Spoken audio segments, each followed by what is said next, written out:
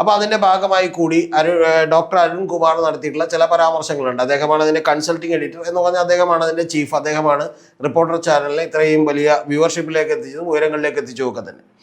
അപ്പോൾ അവിടെ അരുൺകുമാർ നടത്തിയിട്ടുള്ള ഒരു പരാമർശം ഇതാണ്. ആ പരാമർശത്തിന് അദ്ദേഹം ഇന്ന് ചില ന്യായീകരണങ്ങളൊക്കെ ആയിട്ട് വന്നിട്ടുണ്ട്. അത് അദ്ദേഹം ഉമ്മൻചാണ്ടി ഉദ്ദേശിച്ചിരുന്നില്ല എന്നൊക്കെയാണ് പറഞ്ഞിട്ടുള്ളത്. പക്ഷെ അദ്ദേഹം ഉദ്ദേശിച്ചത് ഉമ്മൻചാണ്ടിയെ തന്നെയാണ്. പക്ഷെ പറഞ്ഞതിനൊന്നും ഒരു കുഴപ്പമില്ല എന്ന് വിചാരിക്കുന്ന ഒരാളാണ് ഞാൻ. പക്ഷേ ചിലരൊക്കെ ഉമ്മൻചാണ്ടി ഉദ്ദേശിച്ചു, അത് മോശമായി പോയി എന്നുള്ളത് പോലുമല്ല. പകരം ക്രിസ്ത്യൻ സമൂഹത്തിൻ്റെ മതാചാരങ്ങളെ അല്ലെങ്കിൽ അത്തരം വിശ്വാസങ്ങളെ തന്നെ ഇദ്ദേഹം വ്രണപ്പെടുത്തി എന്നൊക്കെയുള്ള ചില കൂടിയ വിമർശനങ്ങളൊക്കെ നടക്കുന്നുണ്ട്. ഈ വിമർശനങ്ങൾക്കൊന്നും അടിസ്ഥാനമില്ല. അത് പറയാനുള്ള എല്ലാ സ്വാതന്ത്ര്യവും അരുൺകുമാറിനൊക്കെ ഭരണഘടന നൽകുന്നുണ്ട്. മൈത്രേനൊക്കെ ഇവിടെ ഇരുന്ന് കഴിഞ്ഞ ദിവസങ്ങളിലൊക്കെ പോലും ഖുറാനും ഭഗവത്ഗീതയും അതുപോലെ ബൈബിളും ഒക്കെ തന്നെ ചവറ്റുകൊട്ടയിൽ ഇടേണ്ടതാണ് എന്നൊക്കെ പറഞ്ഞിട്ടുണ്ട്.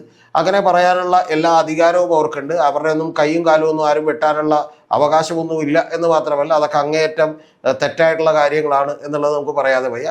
ഈ പരാമർശത്തിലും ഞാൻ അരുൺകുമാറിൻ്റെ ഒപ്പമാണ്.